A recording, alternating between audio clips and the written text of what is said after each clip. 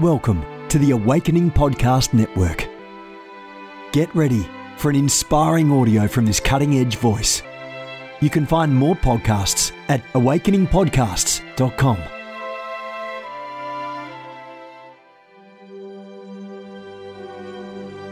A reset of the prophetic movement is upon us. The second wave of prophets is rising in this hour. We stand at the edge of a new era in the prophetic. We're gathering the international prophetic community at the Global Prophetic Center, a hub for prophetic training, prophetic labs, summits, networks, and lighthouses. It's time for prophets to go deeper. It's time for seers to soar. It's time for prophetic voices to rise up and decree what says the Spirit of God with accuracy that causes the world to pay attention. The Global Prophetic Center offers proven prophetic systems and structures to equip you to walk worthy of your calling and to prophesy with precision, boldness, diplomacy, and wisdom. Get hands-on training and mentoring in a safe environment that breeds true prophetic community and learning. Receive impartation and activation. Sharpen your gift and avoid prophetic pitfalls. Get commissioned. Get networked. Get sent out with the word of the Lord in your mouth and the confidence to release it. Begin your journey today by applying at globalpropheticcenter.com.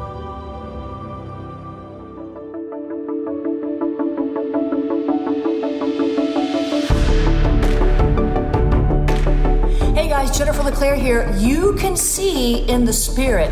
I want to invite you to take the Seer Activation Challenge. 30 days to clearer spiritual sight. I'm going to be on board doing seer activations with you, guiding you through biblical entryways, and much, much more. You can opt to take the Seer Activation Challenge at tinyurl.com/seer activation. tinyurl.com/seer activation. You can also opt to get these 3 books, Seer Dimensions. You can get Power Seers. This just came out. Keys to upgrading your prophetic vision. And you can get Seer Activations with 101 Seer Activations and a whole lot more teaching. I want to challenge you to see what you've never seen before. God wants you to be able to see in the Spirit. Open your eyes to the Seer Dimensions in Jesus' name. I'm so happy to have you here and to talk to you. You can see that I'm leaning towards you because we just finished such an exciting session of our empowerment. And Andrew, you're strong. And I think it was so important to have this discussion at this level and to have enough time to do it. We talk about the brain and the mind and being mindful. And there are so many people that are suffering. And doctors are putting these individuals on medication. And you use this term, medicalizing misery. Can you expand a little bit more on that? Absolutely. First of all, I just want to say that it's such an honor to be here and just amazing what you're doing. And it's so exciting to have a like-mindedness, with understanding the power of the mind and the need to bring this into every sphere. So basically, medicalizing misery, that term is one of my favorite terms. And it was Joanna Moncrief, who is a psychiatrist, but a real radical. She doesn't believe in medication. And she actually lectures at University College in London. And she's part of a group that I'm part of, which is a whole trying to come against the current trend of mental health, where mental health is seen as a disease and we get all this fear-mongering that it's on the rise, and we get all these statistics and how it's never been so bad, and we've got to increase the treatment. Meanwhile, mental health, ill health is not on the rise. It's always been with us. Everyone's got mental health issues. It's every time we make a wrong decision. We need a new heuristic. We need to reword it. We need to change how we're looking at it. And when we take a very materialistic, physical approach to treating humans as computers, like I was saying earlier on, then we see someone who's battling with their mind on a par with disease. And that's what's happened with the current model. The current model says that mental ill health is on the rise, and it's a disease, the equivalent of something like diabetes. And then you hear things like the chemical imbalance theory. It's not science. It's never been proven. There's no neurobiological or genetic cause for mental ill health. Mental ill health is mind stuff. Mind is separate from brain. Mind and brain aren't the same thing. So they're two separate things. And what we do with our mind is we think and feel and choose. And when we think and feel and choose wrong, we listen to the wrong voices and so on, we're going to cause brain damage. We're going to change the structure of the brain because our brain is not wired for anything except love, optimism, bias of the brain. And so therefore what happens is that we go through life, we respond incorrectly, there's trauma, there's missing the mark, there's all this different stuff.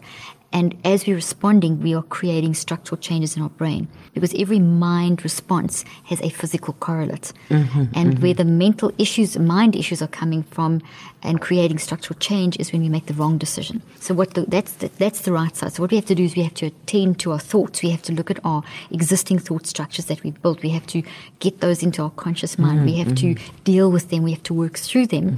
But what's currently being done is that people are going through stuff. So trauma, war, abuse, life, and they are battling, and so they're going to their doctors, and doctors aren't trained in mind and they aren't trained in nutrition. Doctors in general, okay, so even psychiatrists, they trained in you previously a psychotherapist, so I don't know if you still practice, but you got mind training. I get it. The current model is biomedical, so it sees a human as a biomedical machine. It's a biomedical materialistic model. So something's broken. So if you have certain symptoms of hearing voices or depression, feeling sad or whatever, immediately you're given a diagnosis according to the DSM-4. DSM-5. And the DSM says diagnostic and statistical manual, but it's not even statistical. It's not scientific. It's a group of people that have just put symptoms together. So all it describes is a bunch of symptoms that are grouped into categories. So what people are going through when we talk about depression and bipolar and schizophrenia, these aren't diseases. These are descriptions, adjectives, umbrella terms for a whole bunch of symptoms that people are expressing. So it's descriptions of symptoms, because under each of those headings you can get a multiplicity of different descriptions. So it's an umbrella term of descriptions of what people are manifesting or showing through trying to get order back in their brain and order back in their mind. So it's not a disease. It will cause structural change in the brain, but once we get our mind sorted out, then those changes in the brain will change back to normality, because our brain is plastic. Our brain is neuroplastic. It keeps changing according to the mind direction. So we've got to shift away that. So currently people go through a trauma, a loss of a spouse, something, and they go to the doctor. They get told you have depression. They get given a medication. The medications are very dangerous because they're not medications, they're drugs, and they alter the brain. So they suppress they suppress emotions, and they create neurological damage in the brain. So people get into what we call medication spellbinding, where because the pain has been numbed temporarily, they feel that they're better. They feel that they can cope with the temporary numbing of the brain. But then the brain is changing physically in the wrong way because it's actually causing damage. So their thinking gets messed up, and there's up to 3,000 side effects per these different psychotropic drugs. And then they go back to the doctor for the side effects. So they get given more medication for the side effects. You normally get interaction between them, or they get their doses up, or they get put on another. If they want an antidepressant, they get given another, or an anti-anxiety. Those combinations, it's a spiral downhill. So we're taking misery, and instead of what's your story, listening, like you would do in psychotherapy, and recognizing the humanity in a person, recognizing the uniqueness of the person's story, and helping them to process through, which scientifically, for years and years and years, there's evidence showing that when you listen to someone and they talk it through, even the worst psychotic breaks do not need to be medicated. Schizophrenia is not a it's not a lifelong disease. It doesn't need medication. None of the stuff needs medication.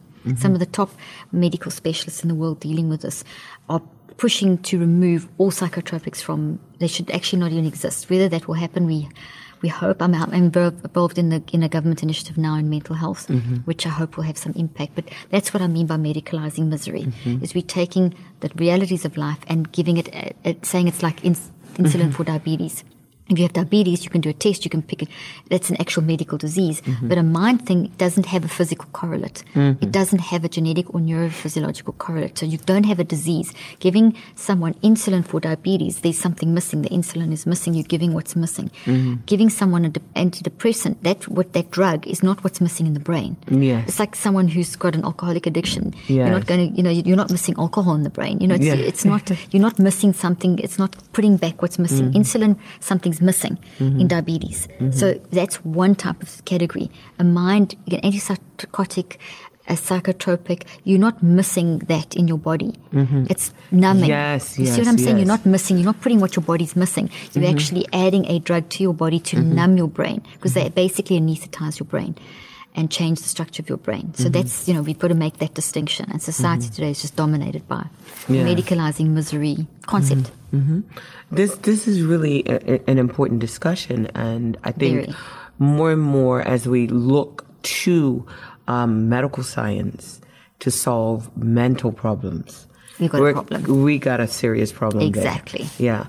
Yeah. And you talk a lot about the importance of food in healing the terrain of our brain. Exactly. Can you elaborate a little bit more on that? Because, we're using drugs and pharmaceuticals, which are having a negative impact. Yes. Not only on our emotions, numbing our emotions, but also on the physical body. Exactly. And so now we have to look for an alternative way, and that's what you're bringing to the table. Exactly. Yeah. Exactly. So let's talk about healing the terrain of your brain. Okay. Yeah. So your brain, if you think of your brain, Cindy, as being a physical substrate, something physical that we can hold. We can hold your brain. We can see it. It's a physical thing.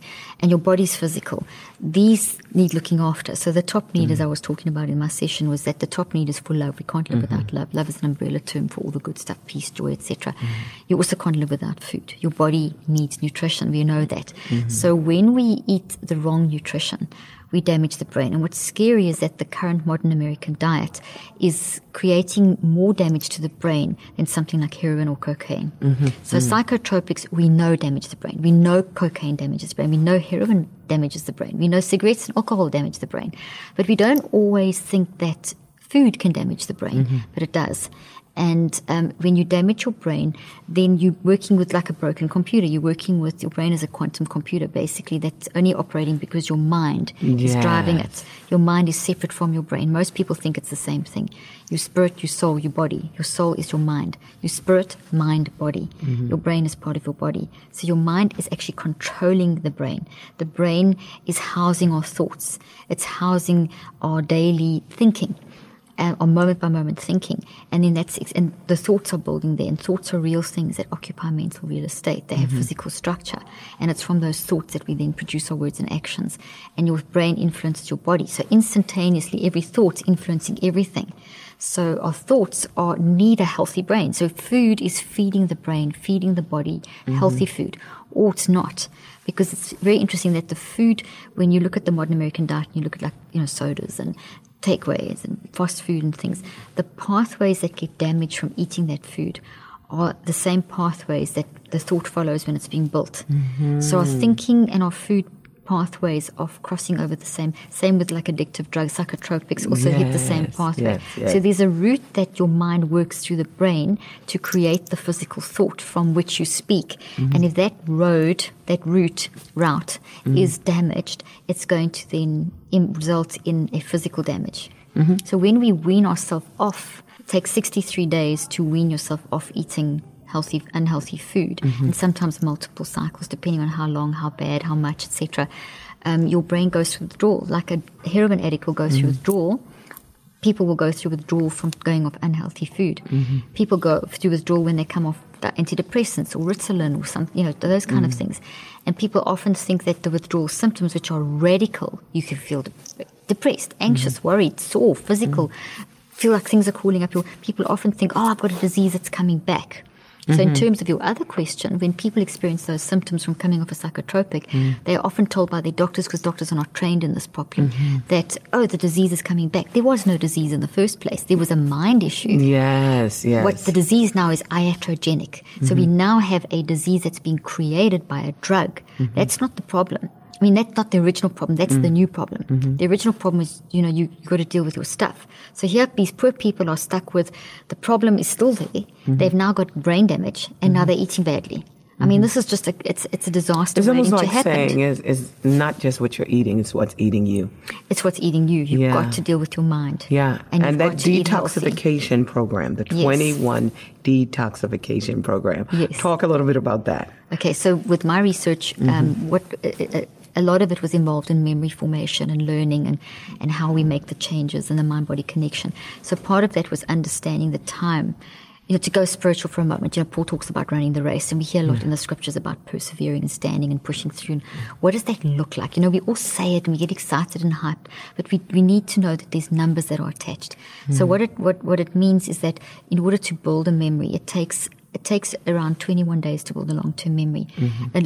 As you're listening to me now, as the listeners are listening, you have in your brain, which is made up of, it's 3 million years of space, made up of many different tissues, and 20% is the neuron, which is where the memories of, at this stage in science, I'm sure it will change, but where the memories are stored. And even though they work with the other parts of the brain, all the brain is always working. The whole brain always works. It's a neuromyth that we only use 10% of our brain. We use our entire brain. The question is, are you using it properly? So that's just an aside. So the entire brain is working together, but the memories appear to be stored in the neurons. And the tops of the neurons look like trees. The tops of the trees have got these little branches. And these branches are where the memories are stored, and they keep growing. So the more you think, the more they grow. They grow in relation to your thinking, the thinking time that you spend. So if you hear something like right now, the cell body, because the tree's got like a cell body, then it's got branches, like my arm shape. You'll have a lot of activity in the cell body for the transient, the now moment. Then we get some activity towards just the base of my fingers.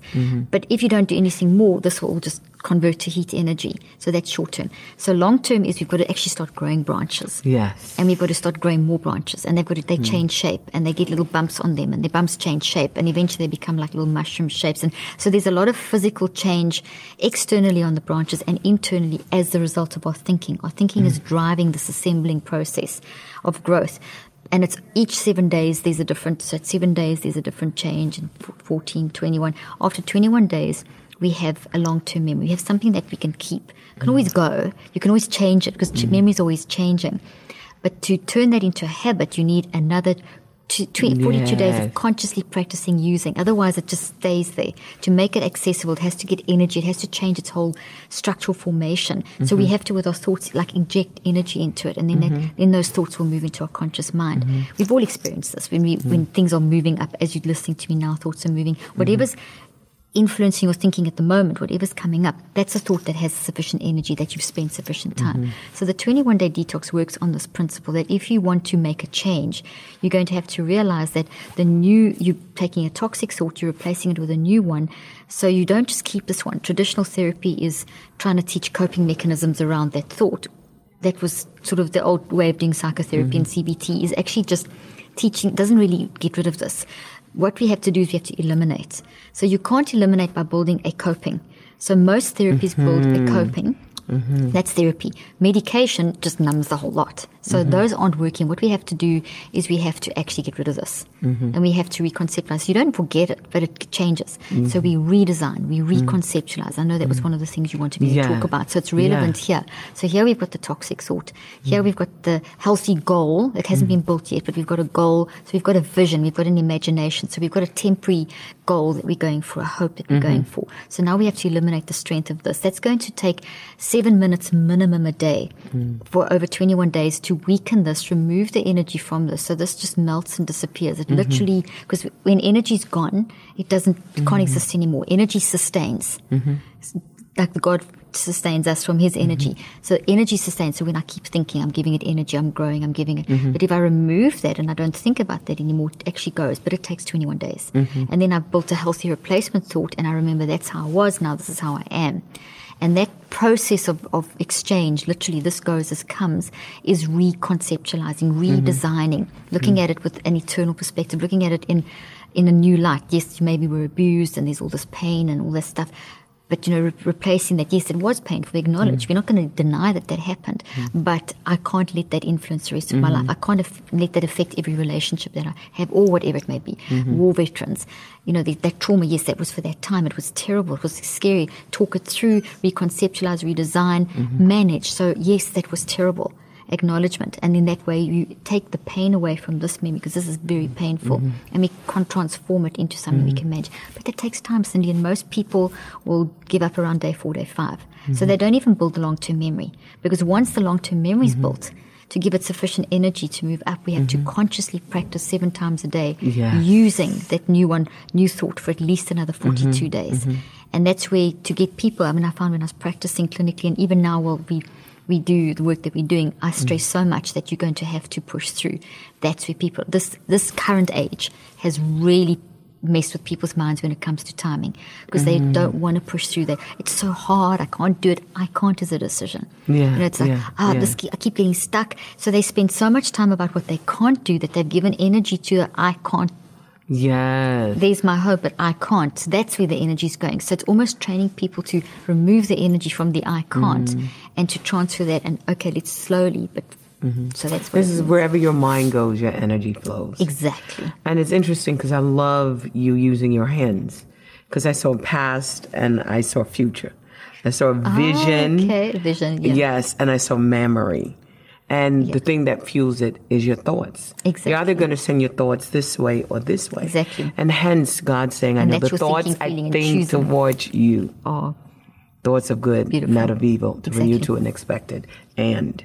So we can't go back to change our beginnings. We use that to reconceptualize. Yes, but we can change now. Exactly. To have a new ending. Exactly. But it takes time. It takes work. It takes effort. And that's where we mess up.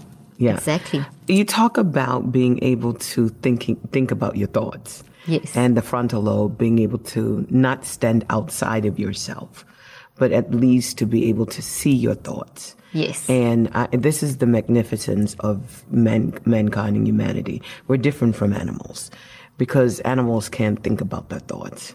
They're more impulsive. Exactly. But we get a chance to think about our thoughts and to determine whether or not we like them and whether we want to change. Exactly. So change is a mental thing. We can change from bad to good or evil to love. We can change the moment we understand that it's all a matter of thinking. Exactly. You use in your books, and I love it, as a man thinketh in his heart, so is he. Yes. What does that mean to you? Well, heart is, the Bible's full of metaphors and poetry and things. So we've got to be, it's not like you thinking in your heart. You thinking, your mind is not stuck in a physical thing. We get emails of saying, like, is God in the pineal gland? God created it. Why would he sit in the pineal gland? It's you've got to get beyond just we must use the metaphor of the stories, the metaphor of the beautiful words of Scripture to understand. That's why I love to bring science and merit, because when we talk about as a man thinks in his heart, what we're talking about is the whole mind. It's the mind. And if you look back at the original Greek, you'll see that all those references originally refer to mind and changing your mind, the renewing of the mind concept. So and Paul spoke about mind. Paul was mind. If you don't get your mind right, forget it. Nothing else will be right. So take your mind back. Exactly, take your mind back, which is kind of what I bring in the science of take your mind back. So the mind your own business. Exactly. So this is it. We need to get mind and not brain. We must be careful of getting neurocentric, because your brain is simply a physical structure that will do what your mind tells it to do. So the heart is the mind. The mind is this ability to think, feel, and choose. You said that between the past and the future are thoughts. So what are we doing? We think, we feel, we choose. As we think, feel, and choose, it works together as a triad. That's how I always explain. We think, as you think, you will feel.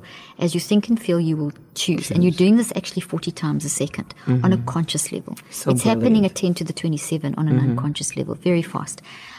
So we are having we've got all this activity happening on an unconscious level, which is beyond space and time, quantum in nature, and then our conscious level is much more bound by time and much slower than the unconscious level. And we have the meeting of the unconscious and the conscious mind when we consciously go into what we call superposition in quantum physics, where we are able to stand back and observe our own thinking.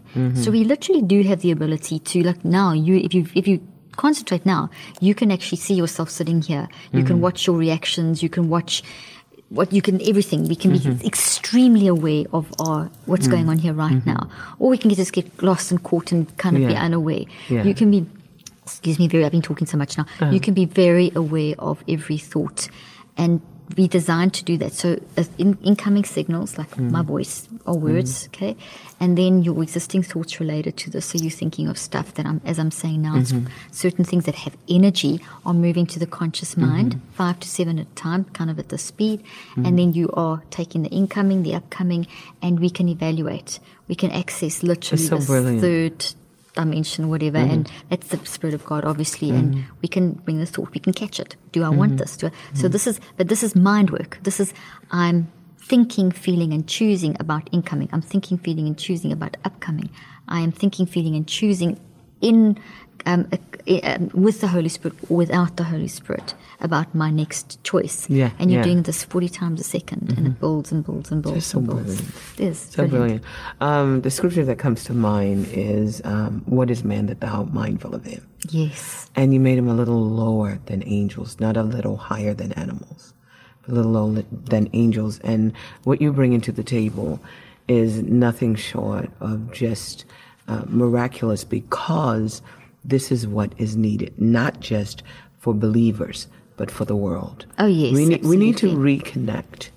We need to reconnect, disconnect from the old way of thinking and reconnect to God's original way of thinking. Exactly. Because, the fall of man was a fall from a realm of consciousness. Exactly, not accessing that the realm of love. We're not drawing on. We're abusing our power of choice. Yeah. Yes. That's what it is. And that's what mental ill health is. You abused your original design. The fall from mankind started there. That's why I say mental health is not on the rise. It's always been there. It's always been there. It's the management that's changed. Yes. Whereas before we would talk through our stories and allow us to retell our stories. Now it's no storytelling. All gone, medicate. Yes. And that's what's wiping and let humanity. Us interpret your life. Yeah, now exactly. Now people are dying 15 to 25 years younger. It's terrible. Yes. So I have 2 more questions I want to ask. When it comes to Romans 8:19, I loved it. You said creating matter out of mind. Can you elaborate on that thought? Okay. So this is quite a complex concept, so I'll explain it as easily as I can. We all understand DNA. I always use the reference of Jurassic Park. So DNA's got the language of the genetic code on it. And as the genetic code switches on, it makes the stuff that keeps us alive. That's the most simple way of understanding it. So our cells, is cells, the cells of our body, all 75 to 100 trillion, rely on genetic expression for constant, ongoing life. So yes, we can say life is happening or housed within the cells of the brain and body. But it's not self-emergent. And self-emergent means that, I can't expect this couch to generate anything. Unless I put some kind of energy in this couch and starts bouncing around. I put a little machine in here and then the couch vibrates like a waterbed or something. In other words, I've added another dimension. So our cells are like that. They can't emerge. I have to do something. And even then, if I put that in the couch, I'd have to switch it on. So there's always humans involved. Humans with our ability to think and to feel and to choose. So our thinking, feeling, and choosing generates an energy that switches the genes on. So if you think of a hand going out to switch on a light, and you switch on the light, you make the decision, it's dark in here. I will switch on the light. That's thinking, feeling, choosing, switch on the light. Light expresses. That's what we do. As we think, feel, and choose 24/7, we are causing our genes to switch on 24/7. And as genes express, they make everything our body needs to survive. In addition to that, during the course of the day when we're awake, and at night when you're awake, whenever you're awake, your thinking is also switching the genes on to make the proteins that build the dendrites, the little trees. So our dendrites are growing, they're self-assembling based on the driving force of the mind, which then causes the protein inside the dendrites to form and to assemble and grow. So the branches grow. So that's the structure. And then those branches are holding the quantum and electromagnetic energy, because you've always got 2 levels of energy, quantum and electromagnetic. Yes. And electromagnetic's slow. It's not fast enough to account for the speed of human thought. So quantum actually explains the speed of human thought much more accurately, because it's beyond the speed of light. It's 10 to 27, which is infinitely beyond the speed of light. And so that energy, that force is what actually is, our memories are actual quantum waves implanted into this protein inside of our brain. So it's energy. And it's energy that we built. So everything, so it's energy. God is the source of We're all energy. making waves. We're all making waves. That's it. Make some good waves. Yes. So it's been amazing having you, and we look forward to furthering our conversation, because it's a conversation that needs to be heard around the world. People are looking for answers, and I believe, in looking for answers, we usually don't think of ourselves as being the answer, but that's exactly what the world needs. Each one of us seeing ourselves as the answer to solving our world problems. Exactly. Thanks so much for being with us. It was great having you.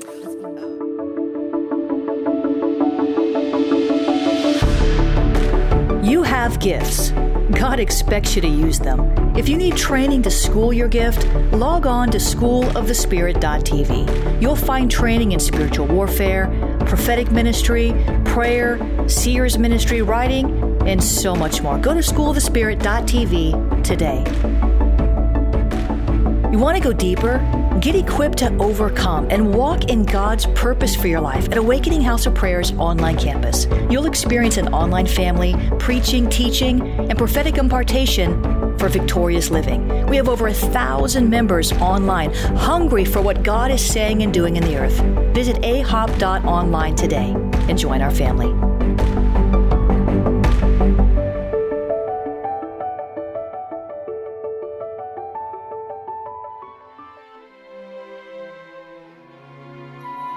This has been a production of the Awakening Podcast Network. Jennifer LeClaire is the founder and owner of APN. Our heart is to inspire people and exalt Jesus with every broadcast. We're grateful for our advertisers and supporters that make these podcasts possible.